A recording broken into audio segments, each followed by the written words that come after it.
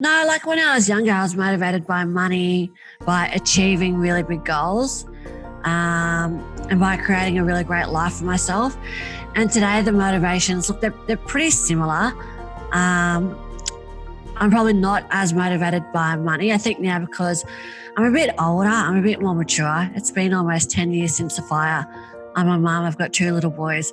So I think really they're probably my main motivation is creating a really great life for them and bringing them up in a really stable environment, and also teaching them about resilience and patience and all of these really great skills that we all really need.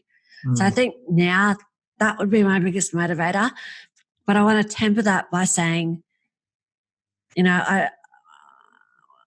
I don't want to have this image where people assume that I'm someone who's naturally motivated, because I'm not.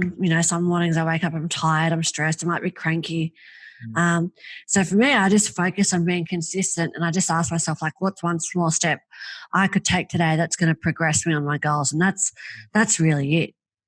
I love that. I have a saying that I use quite often that I live by every single day, which is be persistent to remain consistent. Other things. Yeah, I love that. That's cool. Yeah. Because for me, consistency is the flow-on effect when I'm persistent. Because the way I think about it is I could be consistent in little things, but if I give up, if I'm not persistent at it, then I won't be ever consistent really. It's like constantly doing stuff. And then when I am persistent, I can push forward. I can push through all the barriers, all the hurt, the pain, you name it. So I thought I'd share that. Yeah. Yeah, that's nice. Well, I think it's kind of simple. Like if you apply yourself, if you put the work in, if you're persistent and you are consistent, then I think over time you will see results. And I think that's really key, because I think a lot of people, when they try something new, whether that's a diet or like working on their body or writing a book or whatever it is, they might give up a little too early before they actually see results. That's what I've noticed as well in my life. It's like, it's a funny thing. Like every single time I want to give up, I tell myself, hey, you tell other people that you be persistent. So why are you stopping?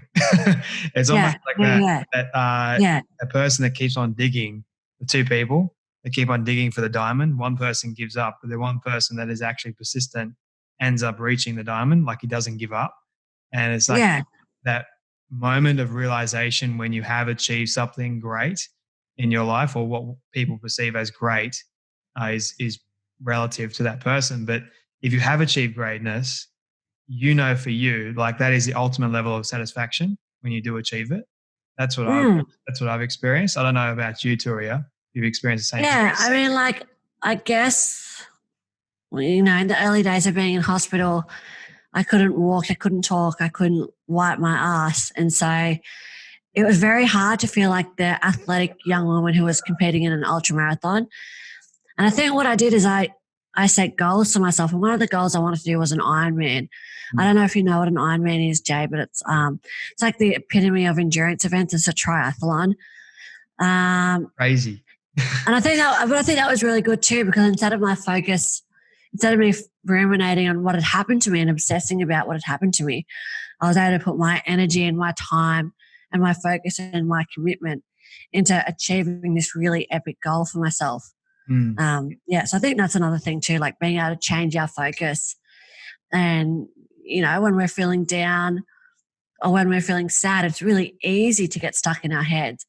But I think it's really awesome to get into the habit of changing our focus and asking ourselves, well, like, what's one thing I can be grateful for? Or what could I do right now that could help someone else? I guess that's what I've always done. And again, it sounds really simple. Like it sounds almost common sense, something like our grandmas would have told us. But I think that's the key. Like a lot of this stuff is simple. It's just about implementing it and making it become a habit. It's having a belief first, or keep telling yourself and then making it a belief and then actually actioning it. I think, like you're right, it is 100% simple. But it's easier to say something than actually do it. Yeah, of course. And like, I'm not perfect. Like one of the things I do every morning is I practice gratitude for things in my life. I think of 3 things that I'm grateful for every morning. And this morning, like my partner left for work really early. Then I had to go fill the car up with petrol, and I was just like really shitty. And I thought, you haven't even practiced gratitude this morning, mate. Like I was just, those mornings where you're just in a rush and you're trying to get things done and you end up being really annoyed.